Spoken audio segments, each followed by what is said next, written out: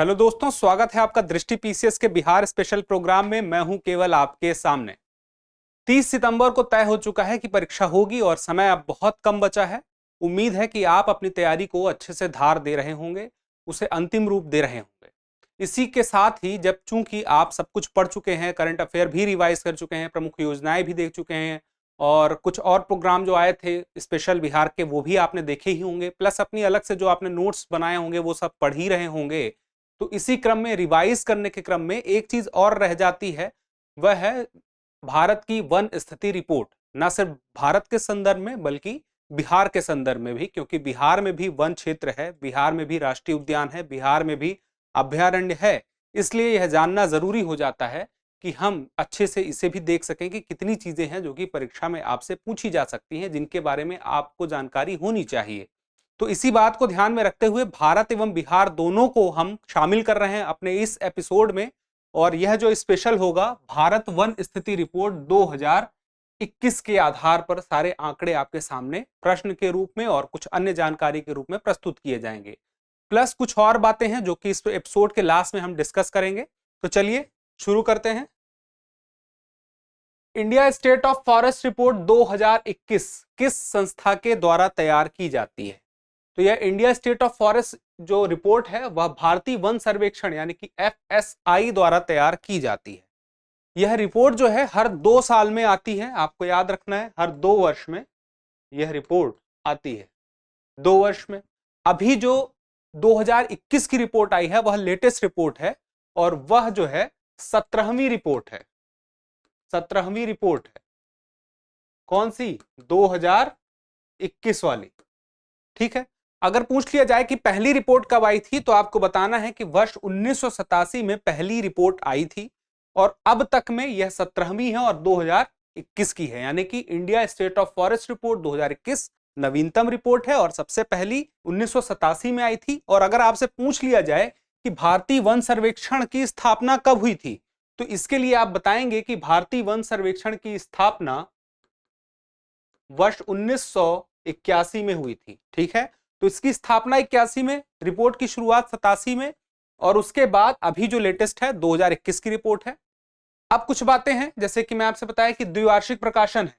अभी हाल में किसके द्वारा जारी किया गया है? तो पर्यावरण, वन और जलवायु परिवर्तन मंत्री भूपेंद्र यादव द्वारा इसे जारी किया गया था। साथ में इसमें कौन कौन सी बातें शामिल की जाती हैं इस रिपोर्ट में? चूंकि 1987 से यह रिपोर्ट बन रही है, तो रिपोर्ट में हर साल जब भी कुछ लगता है, जब भी यह रिपोर्ट नई आती है और लगता है सर्वेक्षण के दौरान कि कुछ चीजें और शामिल की जानी चाहिए, तो इसे अपडेट भी किया जाता है, कुछ नए चैप्टर इसमें जोड़े जाते हैं। मुख्य रूप से देखा जाए तो अभी वृक्षावरण, बांस संसाधन, कार्बन स्टॉक, जंगल की आग का आकलन भी लगाया जाता है, इस रिपोर्ट में अभी शामिल किया गया है। आगे बढ़ते हैं। इसने पहली बार टाइगर रिजर्व, टाइगर कॉरिडोर और गिर के जंगल जिसमें एशियाई शेर रहते हैं में वन आवरण का आकलन किया है। यानी कि जिन क्षेत्र में एशियाई शेर रहते हैं और जो टाइगर रिजर्व है और जो टाइगर कॉरिडोर है, ऐसे क्षेत्रों का भी वन आकलन किया गया है और यह पहली बार इस प्रकार से कैटेगराइज करके किया गया है।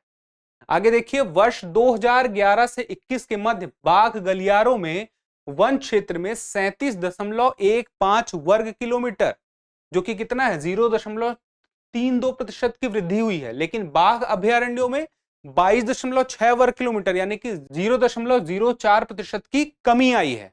तो आप देखिए कि बाघ गलियारों में वन क्षेत्र में वृद्धि हुई है। यह बात आपसे अगर पूछा जाए कि बाघ गलियारों में वृद्धि हुई है कि कमी, तो आपको पता होना चाहिए कि वृद्धि हुई है और कितनी हुई है वह भी आप देख सकते हैं। अभयारण्य में कमी हुई है। ठीक है।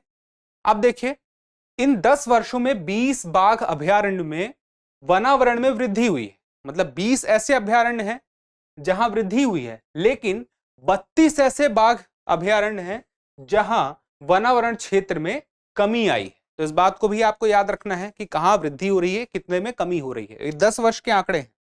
उसके अलावा बुक्सा जो कि पश्चिम बंगाल में है, अनामलाई जो कि तमिलनाडु में है और इंद्रावती जो कि छत्तीसगढ़ में है और के वन क्षेत्र जो है वहां वृद्धि देखी गई है। जबकि कवल जो तेलंगाना में है, भद्रा कर्नाटक में है और सुंदरबन रिजर्व जो है पश्चिम बंगाल में क्या हुई है, कमी आई है। अब देखिए, यहां पे एक बात का आपको याद रखना है, ये जितने भी हैं बुक्सा, अन्नामलाई, इंद्रावती, ये सारे टाइगर रिजर्व हैं। ये जितने भी हैं क्या हैं? Tiger reserve. ठीक है, अब इस टाइगर रिजर्व में सबसे ज्यादा किस टाइगर रिजर्व में आपको देखते हैं कि वृद्धि हुई है? तो सबसे ज्यादा बुक्सा में, इसको बक्सा या तो बुक्सा बोलते हैं, सबसे ज्यादा वृद्धि हुई है, टाइगर रिजर्व है ये। ठीक है, लेकिन सबसे ज्यादा क्या अरुणाचल प्रदेश के पक्के टाइगर रिजर्व में सबसे अधिक वन आवरण है? अब दोनों में कंफ्यूज नहीं होना है। सबसे ज्यादा वृद्धि अगर आपसे पूछा जाए तो आप बताएंगे बुक्सा पश्चिम बंगाल में हुई है, लेकिन सबसे ज्यादा वनावरण कहां पे है? तो वह अरुणाचल प्रदेश के पक्के टाइगर रिजर्व में है। और कितना है? 97% है, सर्वाधिक है। तो सर्वाधिक कितनी वृद्धि हुई और सर्वाधिक कितना है, इन दोनों में फर्क आपको पता होना चाहिए। आगे देखिए, भारत में कुल वनावरण और वृक्षावरण प्रतिशत के मामले में कितना है? तो 24.62%। सीधे सीधे सवाल बनता है, सीधे सीधे इसका उत्तर आप बता सकते हैं। तो यह तो प्रतिशत की बात हो गई। वर्ग किलोमीटर में 8,09,537 वर्ग किलोमीटर है। अब देखिए, भारत के कुल भौगोलिक क्षेत्र में वनों का हिस्सा कितना है? यहां पर तो हमने बात की वनावरण की और वृक्षावरण की। वन और वृक्ष दोनों को मिलाकर कुल कितना आवरण हुआ? तो 24.62। लेकिन जब सिर्फ वन की बात करते हैं, वृक्षावरण को छोड़ देते हैं, तो बचता है 21.71। स्वाभाविक सी बात है, कुछ कमी ही आएगी। और वर्ग किलोमीटर में देखें तो 7,13,789 वर्ग किलोमीटर है। अब देखिए, 2019 के आकलन की तुलना में देश में कुल वन और वृक्ष आवरण में कितनी वृद्धि हुई है? तो कुल वृद्धि की बात बताई जा रही है, यानी कि यहां पर वन भी शामिल है और वृक्ष भी शामिल है। 2,261 वर्ग किलोमीटर। और वनावरण की बात करें तो वनावरण हुआ है 1,540 और वृक्षावरण की बात करें तो 721 वर्ग किलोमीटर की वृद्धि हुई है। ठीक है, तो वृद्धि वनावरण और वृक्षावरण में दोनों में हुई है। अब पिछली रिपोर्ट 2021 की रिपोर्ट और 2019 की रिपोर्ट से कुछ निष्कर्ष पर पहुंचते हैं, कुछ आंकड़ों से। यहां पे जो भी आंकड़े दिख रहे हैं इससे कई सवाल बन सकते हैं, तो एक बार ध्यान से देखते हैं। एक तरफ से शुरू करते हैं। देश में वनों और वृक्षों से आच्छादित कुल क्षेत्रफल कितना है? तो इस रिपोर्ट में कितना है? 8,09,537 वर्ग किलोमीटर और प्रतिशत में कितना है? 24.62। इसका जिक्र हमने किया था। और 2019 में आ जाते हैं तो 2019 में देखिए कि कमी थी कुछ, 8,07,276। अब दोनों में जो फर्क है वह इतना है, 2,261 वर्ग किलोमीटर का। ठीक है, ये दोनों का फर्क आ गया। ठीक है, प्रतिशत के मामले में 24.56%। तो प्रतिशत में भी अंतर आया और क्षेत्रफल में आया तो दूसरे में आएगा ही, सीधी सी बात है। अब भौगोलिक क्षेत्रफल में वनों का हिस्सा कितना है? तो देखिए, भौगोलिक क्षेत्रफल में सिर्फ वनों का हिस्सा अगर देखा जाए तो 7,13,789 यानी कि 21.71। यहीं पे पिछली रिपोर्ट में देखते हैं तो 7,12,249, 21.67। ये अंतर आपको देखने को मिलेगा। अब देखिए क्या अंतर है और है। वनों से आच्छादित क्षेत्रफल में वृद्धि पहले कितना था? 1,540 वर्ग किलोमीटर की वृद्धि हुई, लेकिन इसके भी पहले वाले में 2021 में तो इतनी, लेकिन इसके भी पहले वाले में 3,976 वर्ग किलोमीटर की वृद्धि हुई थी, यानी कि पहले ज्यादा वृद्धि हुई थी और इस बार उतनी वृद्धि नहीं हुई, वृद्धि ही हुई है। और वृक्षों से आच्छादित क्षेत्रफल में वृद्धि इस बार कितनी हुई है? 721 वर्ग किलोमीटर। और पिछली रिपोर्ट में देखा जाए तो 1,221 वर्ग किलोमीटर, जो कि 1.2% है। यानी कि पिछली बार ज्यादा वृद्धि हुई थी, वृद्धि इस बार भी हुई है लेकिन कम हुई है। चाहे वन क्षेत्र की बात करें चाहे वृक्ष क्षेत्र की बात करें, दोनों में ही वृद्धि हुई है, लेकिन पिछली बार की तुलना में कम वृद्धि हुई है। और वनावरण वृक्षावरण के क्षेत्रफल में कुल वृद्धि जो हमने बात की थी कि ये जो अंतर है, कुल अंतर है 2,261 वर्ग किलोमीटर है, जो कि 0.28% है। और पिछले बार का देखा जाए तो 5,188 वर्ग किलोमीटर, जो अपने आप में कहीं ज्यादा है पिछली बार यानी कि 2019 की रिपोर्ट में। अंत में देखिए, भौगोलिक क्षेत्रफल में वनों और वृक्षावरण का हिस्सा कितना है? जहां हमने शुरू किया था यहाँ पे 24.62 और पिछला कितना था? 24.56%। यानी कि हमारे पास अगर देखा जाए तो वृद्धि यहाँ पे हमें ओवरऑल ज्यादा देखने को मिल रही है। कितनी है अभी? 24.62 और अभी 24.56। यानी कि जो वन क्षेत्र है वनावरण और वृक्षावरण को मिला दें तो वह ज्यादा है। सीधी सी बात है, पिछली बार से तो वृद्धि हुई है, लेकिन अगर दोनों में तुलना की जाए कि इस बार कुल कितनी वृद्धि हुई और पिछली बार भी तो उसके पिछले से कुछ वृद्धि हुई होगी, तो उस मामले में 19 वाले में ज्यादा वृद्धि हुई थी। ठीक है, आगे बढ़ते हैं। अब इसको कुछ कैटेगरी में बांट लिया गया है, जैसे कि वेरी डेंस फॉरेस्ट सघन वन, अत्यधिक सघन वन है, मॉडरेटली डेंस फॉरेस्ट मध्यम सघन वन, और ओपन फॉरेस्ट और टोटल फॉरेस्ट कवर। तो उसमें देखिए कितना है, आप देखेंगे 99,779 कितना है वेरी डेंस फॉरेस्ट। मध्यम सघन वन कितना है 3,06,890। ओपन फॉरेस्ट कितना है 3,07,120। तो आप देखेंगे जो अत्यंत सघन वन है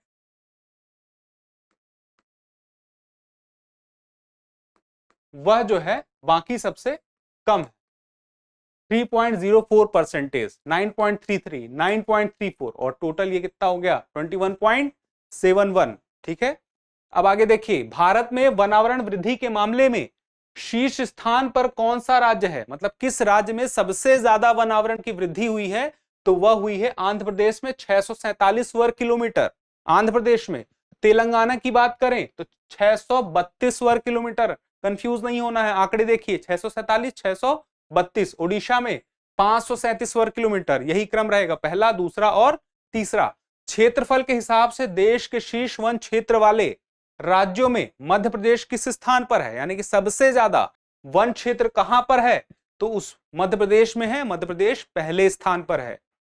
उसके बाद आप देखें तो कौन है दूसरे नंबर पर, अरुणाचल प्रदेश, छत्तीसगढ़, ओडिशा और महाराष्ट्र। तो यह क्रम भी पता होना चाहिए, शुरू के कम से कम 2-3 राज्य तो आपको पता ही होने चाहिए। केंद्र शासित प्रदेश की बात करें तो अंडमान निकोबार 6,744 वर्ग किलोमीटर सर्वाधिक है केंद्र शासित प्रदेश के मामले में। आगे देखें, वनावरण प्रतिशत के मामले में शीर्ष पायदान पर कौन सा राज्य है, वहां पर हमने क्षेत्रफल की बात की थी, और यहां पर हम किसकी बात कर रहे हैं, प्रतिशत की बात कर रहे हैं। तो प्रतिशत के मामले में मिजोरम का देखिए सर्वाधिक है, 84.53% है। उसके बाद अरुणाचल प्रदेश 79.33, मेघालय 76.00, मणिपुर 74.34, नागालैंड 73.90। यह क्रम भी आपको पता होना चाहिए। सर्वाधिक प्रतिशत के मामले में मिजोरम है, क्षेत्रफल के मामले में कौन था, मध्य प्रदेश था। केंद्र शासित प्रदेश में सर्वाधिक प्रतिशत के मामले में लक्षद्वीप 90% है, लेकिन क्षेत्रफल के मामले में अंडमान और निकोबार 6,744। अब देखिए न्यूनतम वन क्षेत्र वाला राज्य कौन सा है, सर्वाधिक तो आपको पता ही है, कौन सा है, मध्य प्रदेश है, और न्यूनतम हरियाणा 1,603 वर्ग किलोमीटर, यह भी पूछा जा सकता है। उसके बाद भी 2-3 पता होने चाहिए, जैसे पंजाब, गोवा और सिक्किम इसी क्रम में है। केंद्र शासित प्रदेश में चंडीगढ़ सबसे कम 22.88 वर्ग किलोमीटर, सबसे कम है यह 22.88 वर्ग किलोमीटर। वनावरण प्रतिशत के मामले में निचले पायदान पर कौन सा राज्य है, तो प्रतिशत के मामले में भी यही है। तो सर्वाधिक में आपने देखा कि एक तरफ आपको मिलता है मध्य प्रदेश, क्षेत्रफल के मामले में मध्य प्रदेश पहले नंबर पे, लेकिन प्रतिशत के मामले में मिजोरम पहले नंबर पे हो जाता है सर्वाधिक में। लेकिन जब हम देखते हैं न्यूनतम की बात, तो न्यूनतम में भी क्षेत्रफल में हरियाणा पहले नंबर पे है सबसे कम, और प्रतिशत के मामले में भी हरियाणा सबसे कम है 3.63%। तो ये सब याद रहना चाहिए आपको। अब देखिए यहां पर gain and losses of forest cover since 2019, मतलब आप अगर देखें तो सबसे ज्यादा जो मैंने बात की थी पहले भी, किसमें हुआ है, आंध्र प्रदेश में 647 वर्ग किलोमीटर ये गेन हुआ है। उसके बाद तेलंगाना 632, फिर ओडिशा, फिर कर्नाटक, फिर झारखंड। सबसे कम कहां पे हुआ है, तो अरुणाचल प्रदेश में हुआ है, 257 वर्ग किलोमीटर की कमी आई है। उसके बाद मणिपुर में 249, नागालैंड 235, मिजोरम और मेघालय, अच्छे से देख लीजिए कंफ्यूजन ना हो, ठीक है। आगे बढ़ते हैं, दुनिया का सबसे बड़ा मैंग्रोव फॉरेस्ट कौन सा है, दुनिया का सबसे बड़ा मैंग्रोव फॉरेस्ट है सुंदरवन मैंग्रोव फॉरेस्ट। अब सुंदरवन मैंग्रोव फॉरेस्ट तो आपको पता चल गया कि दुनिया का सबसे बड़ा मैंग्रोव फॉरेस्ट है। ये मैंग्रोव फॉरेस्ट यानी कि मैंग्रोव वन क्या होता है, जो मैंग्रोव पेड़ होते हैं, मैंग्रोव पेड़ जो होते हैं वो कहां पाए जाते हैं, इससे आपको अंदाजा अच्छे से लग जाएगा, आप अच्छे से समझ पाएंगे। यह ऐसे क्षेत्र में होगा जहां पे मीठा पानी प्लस खारा पानी दोनों आपस में मिल रहा हो, मीठा और खारा पानी जहां मिल रहा हो। तो मीठा और खारा पानी किस जगह पर मिलेगा? समुद्र तट पर मिलेगा, जहां पे नदियां आती हैं और समुद्र पे मिल जाती हैं। ऐसे तटीय क्षेत्र जहां पर मीठे पानी की नदी आएगी और समुद्र में जाकर मिल जाएगी, उन्हीं इलाकों पर क्या मिलेगा? मैंग्रोव वन मिलेगा। ठीक है, तो सबसे बड़ा फॉरेस्ट कवर कौन सा है? सुंदरवन मैंग्रोव है। ठीक है, आप मुझे बताइए सुंदरवन मैंग्रोव कहां पर है, कमेंट बॉक्स में। ठीक है, आगे देखिए, भारत में मैंग्रोव कवर में कितनी वृद्धि देखी गई है? 17 वर्ग किलोमीटर की। पिछली यानी कि 2019 से अभी 2021 की रिपोर्ट में आते हैं तो इन 2 वर्षों में 17 वर्ग किलोमीटर की वृद्धि देखी गई है मैंग्रोव कवर में, यानी कि मैंग्रोव वन क्षेत्र में। और भारत का कुल मैंग्रोव आवरण कितना हो गया यह भी देख लीजिए, तो 4992 वर्ग किलोमीटर हो गया है। आपसे अगर पिछला कोई पूछ ले तो पहले कितना रहा होगा, तो इसी में माइनस कर देना है कितना? 17, तो आपको पिछला भी मिल जाएगा। अब यहीं पे इसी रिपोर्ट से कुछ चीजें और निकल के आ रही हैं, जैसे कि largest mangrove area reported in Asia, यानी कि सबसे ज्यादा मैंग्रोव एरिया अगर किसी महाद्वीप में है तो वो एशिया में है। सबसे बड़ा मैंग्रोव फॉरेस्ट कौन सा है वो तो पता ही चल गया, लेकिन सबसे ज्यादा मैंग्रोव किस महाद्वीप में है तो यह भी आपको पता रहना चाहिए कि एशिया में है। उसके अलावा साउथ अमेरिका में सबसे कम है, तो सबसे ज्यादा मैंग्रोव एरिया एशिया में और सबसे कम साउथ अमेरिका में। और प्रमुख बातें जैसे कि mangrove cover in the country 4992 square वर्ग किलोमीटर, यानी कि भारत में इतना ही है, 4992 वर्ग किलोमीटर मैंग्रोव वन क्षेत्र। इस पर हम चर्चा कर भी चुके हैं। और इंक्रीज कितना हुआ है? 17 वर्ग किलोमीटर, यह भी हमने चर्चा की है। यहां पर देखिए 17 वर्ग किलोमीटर की हम यह पढ़ चुके हैं, तो ऐसा नहीं सोचना है आपको कि पढ़ा नहीं है। सबसे ज्यादा कहां वृद्धि हुई है? ओडिशा में। उसके बाद महाराष्ट्र में 8 और 4 12 यही हो गए, उसके बाद बचे 5, तो अन्य जगहों से हो गए आपके 5। अब आपसे पूछ लिया जाए कि मैंग्रोव कवर में सर्वाधिक वृद्धि के मामले में शीर्ष पायदान पर कौन सा राज्य है, तो अभी आपने देखा ओडिशा। ओडिशा में 8 वर्ग किलोमीटर की वृद्धि हुई और ओडिशा के बाद कहां हो रही है? महाराष्ट्र में। ठीक है, टोटल 17 वृद्धि हुई, ओडिशा में सर्वाधिक 8 मैंग्रोव वन क्षेत्र में। ठीक है, अब आगे देखते हैं। भारत वन स्थिति रिपोर्ट 2021 के अनुसार सबसे ज्यादा मैंग्रोव क्षेत्र वाला राज्य कौन सा है? वृद्धि तो सबसे ज्यादा इस बार हमने देखी कि ओडिशा में हुई, लेकिन सबसे ज्यादा कहां पर है? तो पश्चिम बंगाल में है। अब देखिए कुछ क्रम में, सर्वाधिक तो आपको पता चल गया मैंग्रोव क्षेत्र कहां पे है। सर्वाधिक मैंग्रोव क्षेत्र आपका वेस्ट बंगाल 2114 वर्ग किलोमीटर।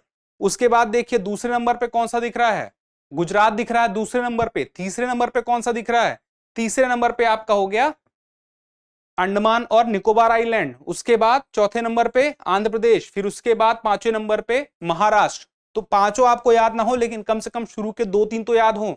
तो पहले नंबर पे याद रखना है पश्चिम बंगाल, तो याद ही रखना है।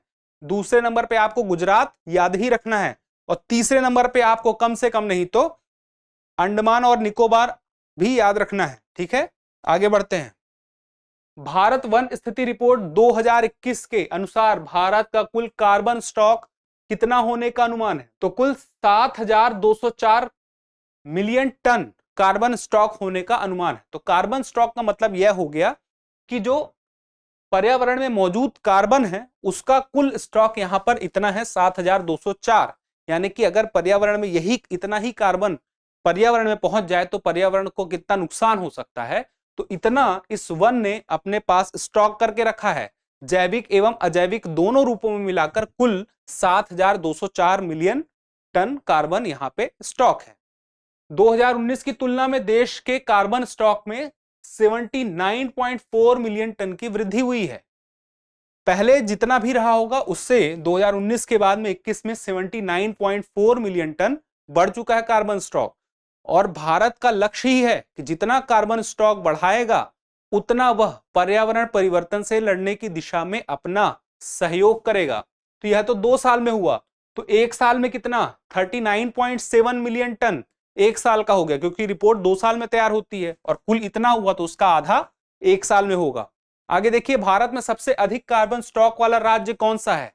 तो सबसे अधिक कार्बन स्टॉक अरुणाचल प्रदेश में होता है, क्योंकि यहाँ के जो जंगल हैं ज्यादा घने हैं और जितने घने होंगे उतना ज्यादा स्टॉक होगा। प्रतिशत के मामले में तो यह पहले नंबर में था ही, इससे ज्यादा क्षेत्रफल देखा जाए तो मध्य प्रदेश में है, लेकिन फिर भी उसके बावजूद यहां पर कार्बन स्टॉक ज्यादा है। आगे देखते हैं, देश का सर्वाधिक वनावरण वाला टाइगर रिजर्व कौन सा है? बहुत ही महत्वपूर्ण प्रश्न है। सर्वाधिक वनावरण वाला टाइगर रिजर्व, नागार्जुन सागर, श्रीशैलम आंध्र प्रदेश, सबसे ज्यादा वनावरण वाला टाइगर रिजर्व। अब यहां पर आपको याद रखना है कि इस टाइगर रिजर्व में कितना फॉरेस्ट कवर है? 2932.95 वर्ग किलोमीटर, ठीक है। और इसके बाद किसका है? तो इसके बाद भी आपको याद रखना है, ओडिशा का है। कौन सा? अब उसके आगे देखते हैं, देश का सर्वाधिक वनावरण प्रतिशत वाला टाइगर रिजर्व कौन सा है? तो यहां पर कौन सी बात हो गई क्षेत्रफल के मामले में, कि क्षेत्रफल के मामले में सर्वाधिक वनावरण वाला कौन सा है? तो नागार्जुन सागर, श्रीशैलम आंध्र प्रदेश में है, क्षेत्रफल 2932, लेकिन प्रतिशत के मामले में पक्केट अरुणाचल प्रदेश का है। इसके बारे में हमने पहले भी जिक्र किया था। आगे देखिए, भारत वन स्थिति रिपोर्ट 2021 के अनुसार देश में सबसे अधिक बांस किस राज्य में है? तो अगर आपसे यह पूछ लिया जाए कि देश में सर्वाधिक बांस किस राज्य में है, तो आप बताएंगे मध्य प्रदेश में है। सबसे अधिक टाइगर रिजर्व किस राज्य में है? दो राज्य हैं जहां पे बराबर है, मध्य प्रदेश में भी और महाराष्ट्र में, दोनों में सर्वाधिक 6 टाइगर रिजर्व मौजूद है। किस टाइगर रिजर्व में बाघों की संख्या सबसे अधिक है? कार्बेट टाइगर रिजर्व में बाघों की संख्या है 231, जो कि सर्वाधिक है, सर्वाधिक बाघ हैं, ठीक है। अब इसी कार्बेट टाइगर रिजर्व, यह जो है यह पहला टाइगर रिजर्व है जो वाइल्ड लाइफ प्रोटेक्शन एक्ट आया था, उसके तहत पहला tiger reserve, first tiger reserve, ठीक है। कौन सा है? कार्बेट राष्ट्रीय उद्यान। कहां पर है? उत्तराखंड के नैनीताल में है। अब इसका जो यह जो है पहला राष्ट्रीय उद्यान है, इसको कब बनाया गया था? 1936 में। तब इसका नाम क्या था? हैली राष्ट्रीय उद्यान, यानी कि नेशनल पार्क, ठीक है। तो सबसे पहला भारत का राष्ट्रीय उद्यान कौन सा है? Corbett tiger reserve. पहले इसका नाम क्या था? हैली राष्ट्रीय उद्यान, 1936 में बना था। और यह पहला टाइगर रिजर्व है, पहले राष्ट्रीय उद्यान था, फिर टाइगर रिजर्व का दर्जा भी मिला। किस एक्ट के तहत? वाइल्ड लाइफ प्रोटेक्शन एक्ट के तहत इसको मिला। अब एक अगला प्रश्न आ जाता है, किस टाइगर रिजर्व को देश के 52वें टाइगर रिजर्व के रूप में जाना जाता है?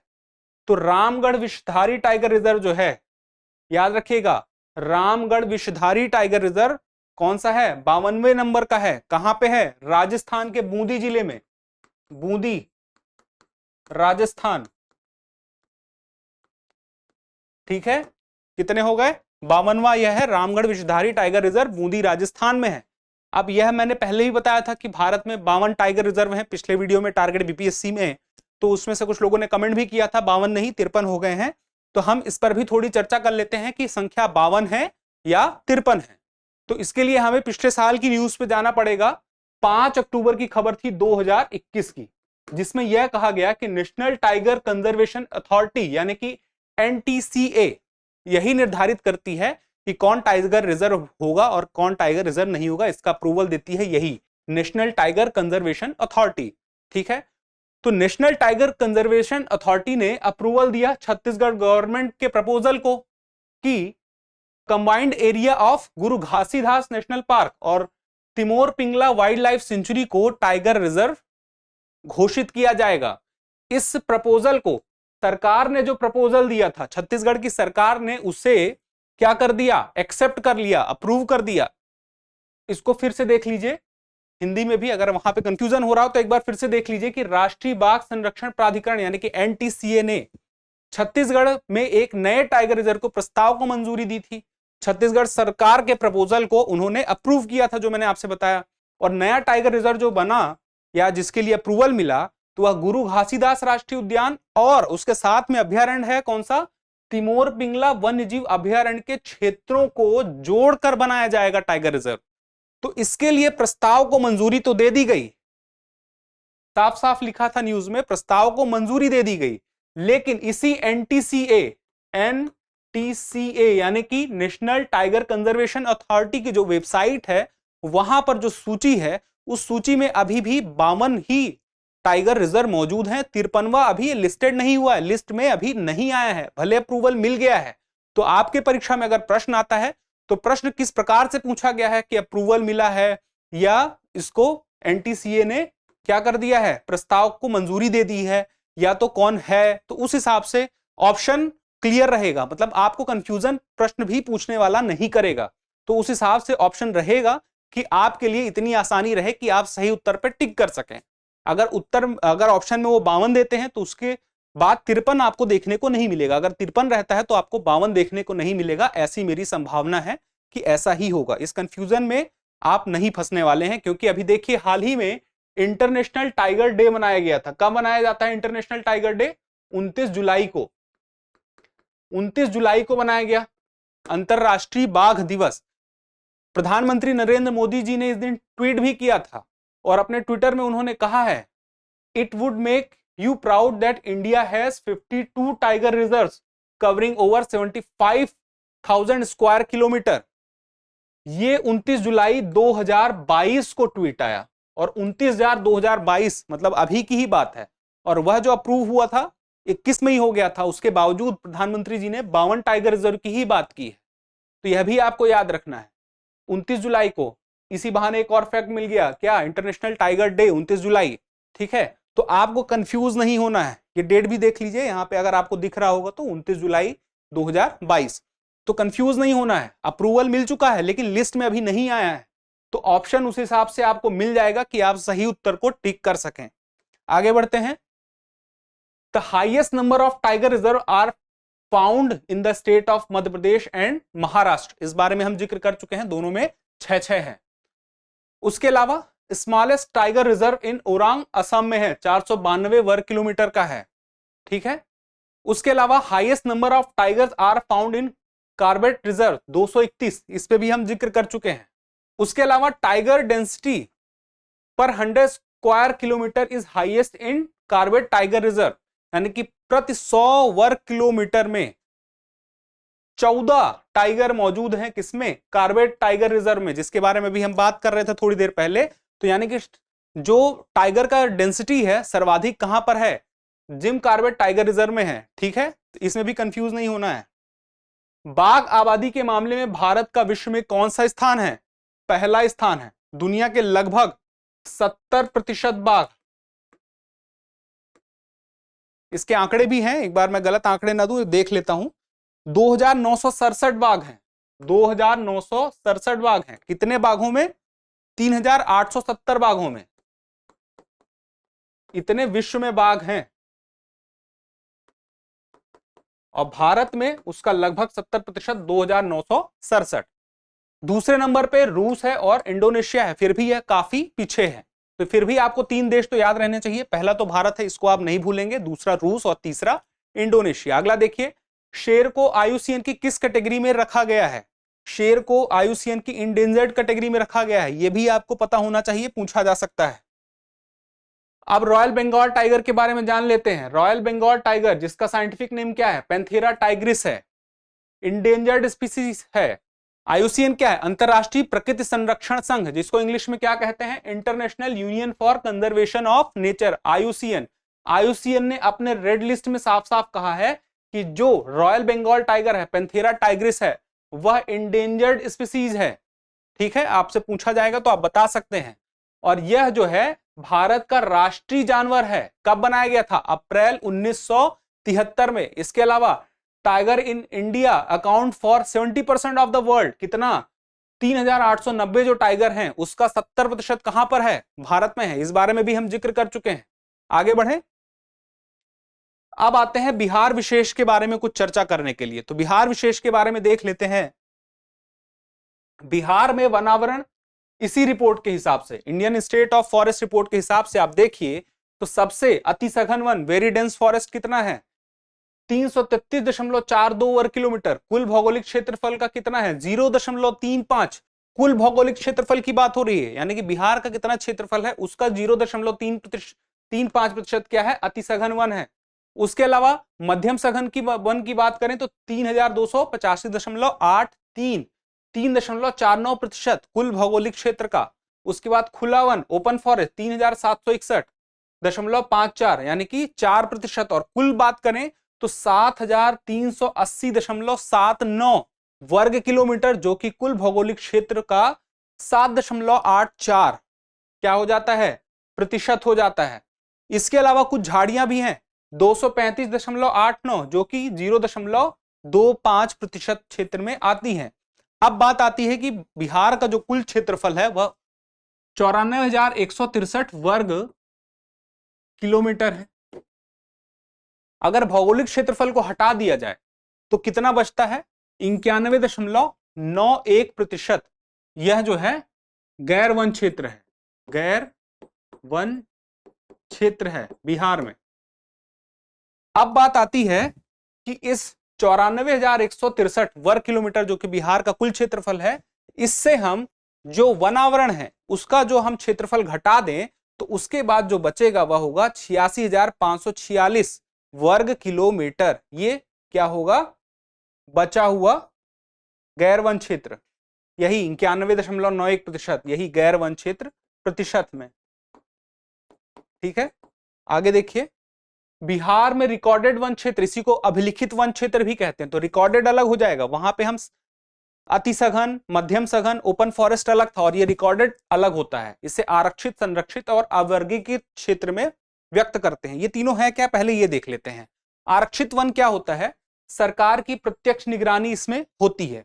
संरक्षित क्या होता है, सरकार द्वारा इसका देखभाल किया जाता है लेकिन डायरेक्ट प्रत्यक्ष निगरानी नहीं होती है। और असुरक्षित वन क्या होता है, जो कि इसी को अनप्रोटेक्टेड फॉरेस्ट कहते हैं, अवर्गीकृत वन कहते हैं, वह होता है, यह सरकार की देखभाल में नहीं होता है। आरक्षित वन में पशु चारागाहों के व्यवसायिक उद्देश्य हेतु सार्वजनिक प्रवेश की अनुमति नहीं है, यानी कि कोई भी व्यक्ति चाहता है कि सार्वजनिक प्रवेश मिल जाए तो वह नहीं होगा। स्थानीय लोगों को वन में बिना किसी गंभीर क्षति किए वनोपज के उपयोग करने और मवेशी चराने की अनुमति है। या तो वह वनोपज का उपयोग कर सकता है, यानी कि लकड़ी नहीं काट सकता है, वन की उपज कोई फल फूल है, जड़ी बूटी है, ये सब ले सकता है, सूखी लकड़ी भी ले सकता है जो पेड़ सूख गया है, मवेशी भी चरा सकता है वहां पर, इतना कर सकता है, लेकिन किसी भी प्रकार की क्षति नहीं कर सकता। किसमें, संरक्षित वन में। तो आप देखिए, आरक्षित जो है, रिजर्व फॉरेस्ट है, वह सबसे सुरक्षित है, संरक्षित उसके बाद दूसरे नंबर पे, और तीसरा असुरक्षित। अब इन्हीं को देखते हैं कि कितना है। आरक्षित वन क्षेत्र है 693 वर्ग किलोमीटर, क्षेत्रफल 10.08%। संरक्षित कितना है, 6,183, और यह कितना है, 89.91। तो आप देखिए, आरक्षित जिसमें कि सबसे ज्यादा सरकार का ध्यान रहता है वह 693 है, और उसके बाद संरक्षित जहां पर मवेशी चराए जा सकते हैं और वनोपज का उपयोग किया जा सकता है वह है 6,183, और अवर्गीकृत कितना है, सिर्फ 1 वर्ग किलोमीटर यानी कि 0.01, और कुल क्षेत्र कितना हो गया, यह 6,877 यानी कि 7.3%। आपको कंफ्यूज नहीं होना है, वह जो था अत्यंत सघन, फिर उसके बाद वेरी डेंस फॉरेस्ट, उसके बाद मध्यम सघन वन, ओपन फॉरेस्ट, वो अलग था, और यह अलग है, यह रिकॉर्डेड कहलाता है। ठीक है, आगे बढ़ते हैं। बिहार का सर्वाधिक वनावरण वाला जिला कौन सा है, कैमूर सर्वाधिक वनावरण वाला जिला है, याद रखिएगा। कैमूर कितना है वनावरण, 1051.56 वर्ग किलोमीटर। इसके बाद दो जिले और याद रखिए कम से कम, पश्चिमी चंपारण 903.34, फिर है रोहतास 669.91 वर्ग किलोमीटर में है ये सारे। ठीक है, अब देख लेते हैं बिहार के न्यूनतम 3 वनावरण वाले कौन से हैं। सर्वाधिक आपसे पूछा जाएगा तो आपको पता रहेगा कैमूर, और न्यूनतम आपसे पूछा जाएगा तो आप बोलेंगे शेखपुरा 1.19 वर्ग किलोमीटर, फिर अरवल है, फिर जहानाबाद है। ठीक है, अब देखिए यहां पे बिहार के शीर्ष 3 वन आवरण प्रतिशत वाले जिले, तो वहां पर किसकी बात हो रही थी, क्षेत्रफल की, जो कि वर्ग किलोमीटर में था, और यहां पे प्रतिशत की बात हो रही है। तो प्रतिशत में सर्वाधिक भी यहां पे आपको देखेंगे तो कैमूर मिलेगा, लेकिन दूसरे नंबर पे यहां पश्चिमी चंपारण नहीं है, जमुई है 21.34, फिर नवादा है 20.72। तो कम से कम पहला तो याद रखिए कैमूर है। ठीक है, अब न्यूनतम की बात करें तो शेखपुरा, इसका वन आवरण मात्र 0.17%, बक्सर सिवान 0.35, गोपालगंज 0.42। अब यह बिहार का जो नक्शा है उसमें देखिए सबसे ज्यादा मैंने आपसे कहां बताया था क्षेत्रफल के मामले में, कैमूर। आप यह देख भी सकते हैं कैमूर का क्षेत्र भी यहां पर है मौजूद। क्षेत्रफल के मामले में सर्वाधिक यहां पे वन क्षेत्र है। उसके बाद दूसरे नंबर पे आपको बताया था पश्चिमी चंपारण, और आप जहां भी ग्रीन ग्रीन देख सकते हैं वह वन क्षेत्र है जहां पे वन मौजूद है। अब वृक्षावरण की बात करें, वनावरण तो देख लिया, तो 2019 का जो आकलन था उसके हिसाब से 2003 वर्ग किलोमीटर। उसके बाद 2021 में आते हैं तो 2341 वर्ग किलोमीटर। तो कितना अंतर आया? 338 वर्ग किलोमीटर का अंतर आता है। बिहार की बात हो रही है ये। अब देखिए बिहार में कुल कार्बन स्टॉक कितना है वह देख लेते हैं। भारत में तो हमने देखा था कितना है, तो बिहार में है 56.88 मिलियन टन यह कार्बन स्टॉक है। अगर इसे हम कन्वर्ट करें CO2 में, उसके बराबर देखें तो कितने CO2 के बराबर है, तो यह है 208.56 मिलियन टन CO2, यानी कि कार्बन डाइऑक्साइड के बराबर। यानी कि वातावरण में मौजूद इतने कार्बन डाइऑक्साइड के बराबर कार्बन हमने स्टॉक करके रखा है, जो कि अच्छी बात है। हमें अपना कार्बन स्टॉक हमेशा बढ़ाते जाना है। अब देख लेते हैं बिहार के कुछ प्रमुख नेशनल पार्क और कुछ अभ्यारण्य। जैसे कि नेशनल पार्क है आपका वाल्मीकि नेशनल पार्क, कहां पर है? पश्चिमी चंपारण में है। उसके बाद संजय गांधी जैविक उद्यान पटना में, भीम बांध वन्यजीव अभ्यारण्य मुंगेर, कैमूर वन्यजीव अभ्यारण्य कैमूर में, राजगीर वन्यजीव अभ्यारण्य नालंदा, नागी डैम पक्षी अभ्यारण्य जमुई, उसके अलावा नकटी डैम पक्षी अभ्यारण्य जमुई, उदयपुर वन्यजीव अभ्यारण्य पश्चिमी चंपारण, वाल्मीकि वन्यजीव अभ्यारण्य पश्चिमी चंपारण, और उसके बाद गौतम बुद्ध गया, उसके बाद कांवर झील पक्षी अभ्यारण्य बेगूसराय, विक्रमशिला, गांगे डॉल्फिन अभ्यारण्य याद रखिएगा। तो डॉल्फिन अभ्यारण्य कहां पर है? भागलपुर में है, एकमात्र डॉल्फिन अभ्यारण्य है यह। उसके अलावा बरेला सलीम अली जुब्बा साहनी वन्यजीव अभ्यारण्य कहां पर है? वैशाली में है। इसके अलावा हम देख लेते हैं कुछ ऐसे दिवस जो पर्यावरण से संबंधित हैं और बिहार में मनाए जाते हैं। जैसे कि विश्व आर्द्र भूमि दिवस 2 फरवरी को, विश्व वानिकी दिवस 21 मार्च, विश्व प्रवासी पक्षी दिवस मई का दूसरा सप्ताह होता है, जैव विविधता दिवस 22 मई को, विश्व जैव विविधता दिवस है याद रखिएगा, विश्व पर्यावरण दिवस 5 जून। उसके अलावा वन महोत्सव जुलाई से सितंबर के दौरान, बिहार पृथ्वी दिवस 9 अगस्त को, बिल्कुल याद रखिएगा बहुत इंपॉर्टेंट है, विश्व ओजोन दिवस 16 सितंबर, वन्यजीव सप्ताह 2 से 9 अक्टूबर, विश्व पशु कल्याण दिवस 4 अक्टूबर और डॉल्फिन दिवस 5 अक्टूबर। तो डॉल्फिन दिवस भी आपको याद रखना है, क्योंकि एकमात्र डॉल्फिन अभ्यारण्य कहां पर है? आपके बिहार में ही मौजूद है। किस जिले में है अभी आपने देखा। अब आपको इस प्रकार से पता चल रहा है कि ये मुख्य जो बातें हैं जो आपकी परीक्षा के लिए महत्वपूर्ण है, हमने लगभग कवर कर ली है। कुछ डाउट वाली बात थी जिसको क्लियर कर लेते हैं यहाँ पे। जैसे कि मैंने आपसे पिछले वीडियो में भी जिक्र किया था टारगेट बीपीएससी में जल जीवन अभियान के बारे में, जिसमें मैंने आपसे कहा था कि इस अभियान की शुरुआत 2 अक्टूबर 2019 में हुई है, जिसमें आपसे कुछ लोगों ने कमेंट किया और कमेंट बॉक्स में बताया कि 26 अक्टूबर को इस अभियान की शुरुआत हुई है। तो दरअसल हमने जब 2 अक्टूबर को बताया था कि इस अभियान की शुरुआत हुई है, उसके पीछे की वजह थी कि जल जीवन अभियान जो सरकार की, बिहार सरकार की वेबसाइट है, वहां पर यह आंकड़े दिए गए थे, जहां यह बात बताई गई थी कि राष्ट्रपिता महात्मा गांधी की 150वीं जयंती पर 2 अक्टूबर को इस कार्यक्रम की, इस अभियान की शुरुआत हुई थी। लेकिन बाद में देखा गया तो यह जो जानकारी है यह पूरी तरह से सही नहीं है, क्योंकि मुख्य रूप से देखा जाए तो अभियान की शुरुआत ऑफिशियल जो है, भले इन्होंने जानकारी ऑफिशियल वेबसाइट पर गलत दी है, लेकिन अंतिम रूप से जो सही तथ्य वह यह है कि 26 अक्टूबर 2019 को इस अभियान की शुरुआत हुई थी। तो चूंकि हमने जो जानकारी दी थी वह भी ऑफिशियल वेबसाइट से ही जानकारी दी थी, लेकिन यह भी गलत हो सकता है, सरकार की ऑफिशियल वेबसाइट में भी कहीं पे कुछ गलत जानकारी दी जा सकती है, इसलिए परेशान नहीं होना है। आपका जो सही उत्तर रहेगा वह रहेगा 26 अक्टूबर 2019। आपको अगर जो असुविधा हुई है उसके लिए खेद भी है।